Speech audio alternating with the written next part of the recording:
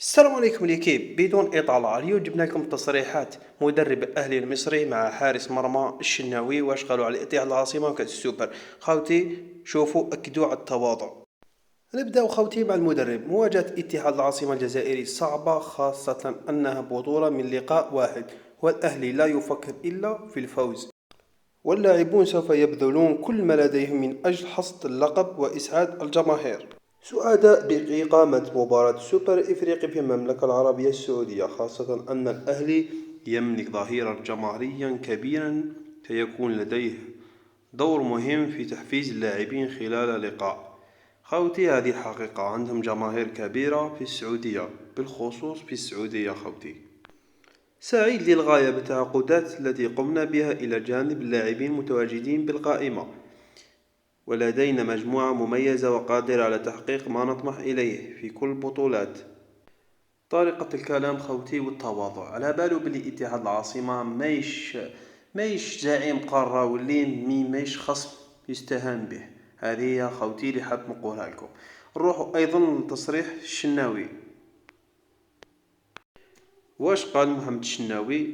للمباراة أمام منافس له كل الاحترام، واللاعبين لديهم جاهزية كبيرة بعد فترة إعداد التي سبقت انطلاق الموسم.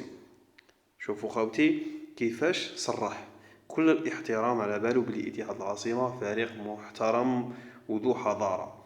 المهم خوتي، سعداء باللعب في المملكة العربية السعودية وسط جماهيرنا هنا، والأهلي نادي كبير بجمهوره في كل مكان، وننتظر دعم جماهيرنا غدا في المباراة ستكون صعبة، ونسعى لتحقيق الفوز، ويكون التوفيق حليف لنا في التتويج بالكأس.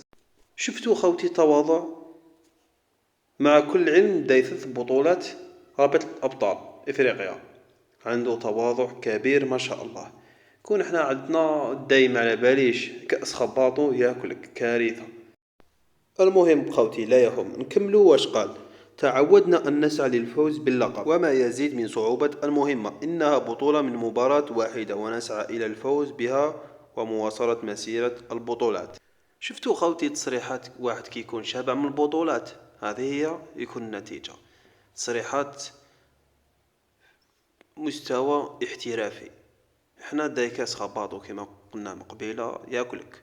المهم خوتي، هذه هي التصريح اللي شفناه من عند محمد الشناوي.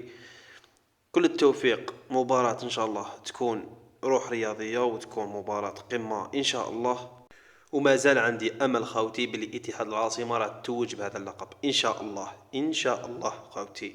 مجرد تفاؤل خوتي واحساس فقط، فما نروحوش ندوها بصورة غير لائقة. المهم خوتي، لحقنا نهاية الفيديو. ما تنساش جام واشتراك في القناة خوتي، دعمونا باش نجيبو كل جديد وكل حصري لإتاحة العاصمة. ونقول لكم خوتي السلام عليكم، ونتلاقاو في فيديو جديد ان شاء الله.